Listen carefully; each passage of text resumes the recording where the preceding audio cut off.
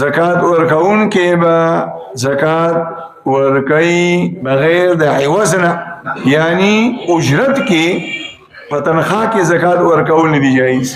ریور در سره دی، ګنمین در سره دی، چپړاشي در سره دی، کور کې دی نوکر ساتلې دی، کور در صفا کوي، چمن در صفا کوي، جامو لوخ وینځل راځي او تا ول تنخواه ترلې ده 1000 روپۍ، نو 1000 روپۍ به تنخواه ورکي خپل او دا غینه علاوه که بیا نور پیسې په زکات کې ورکي نو جایزه ده.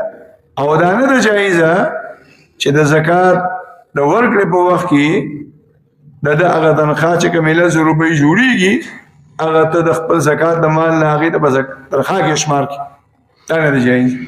داسې خو خلک کم کوي، خو یو مسله پخوا په پښتنو کې عامه وه او اوس الحمدلله خلک پوه شو، دا مسله حل شو. اکثر به په دیهاتو کې په کلو کې چې امام به ونیولو د محلي خلک به راغون شو، موږ دله چندې هم نشو کولی او متعینه تنخواه درله هم شو تړلی، خو فطرانه به درکوو او فصلانه به درکوو او د قرباني سرمنې به درکوو او نور د قسمت خپل دی چې هر څومره چا درک دا به دې تنخواه که د اوسه پورې چا داسې کړي که نه په تاسو کې هم نو دا زکاتونه یې نه دي شوي، دا فصلانې یې نه دي شوي، د قرباني دا سرمنې نه دي شوي، دا در باندې پاتې دي. اوس الحمدلله خلک پوه شو، امام راوړي د هغه سره یو تنخواه وتړي چې د میاشتې به دله 15000 او یا 1000 روپۍ تنخواه درکوو، دا به دې تنخواه وي. نور که چا څه درکړه د زکات یا د فصلاني یا د فطراني یا د قرباني هغه ستا خپل قسمت دی او د خلکو خپله خوښه او مرضي ده، بیا ټیک دی. یو مسلمان د زکات پیسې راواغېستې او شهریار کې ښه خټ پروګرام وکړو، خوراک یې وکړه، تکلف خوراک یې تیار کړه او بیا د علاقې غریبانانو مستحقینو ته دا اعلان وکړه چې ما دا دعوت د زکات په پیسو تیار کړی دی او چې کوم مستحقین یې هغه دې راځي او خوري دي نو دا زکات نه کي.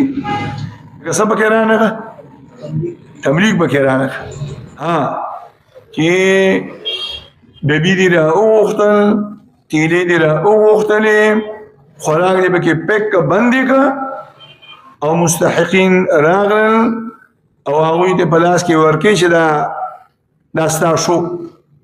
اوس بیا د هغه خوښه ده چې وړي او که دغه ځای کې خوري بیا زکات کېږي.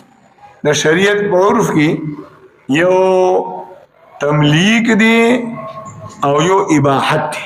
تملیک مطلب دا دی چې بل کس د دې مال مالک کې مالکانه حقوق هغه ته منتقل کړي او د ځان نه ختم کړي. دویم اباحت دی. اباحت دی ته وایي چې ستا په ملک کې پروت دی خو بل چاته د دې خبرې اجازت ورکړي چې ته د دې نه خوره، نو دې ته څه وایي؟ اباحت وایي.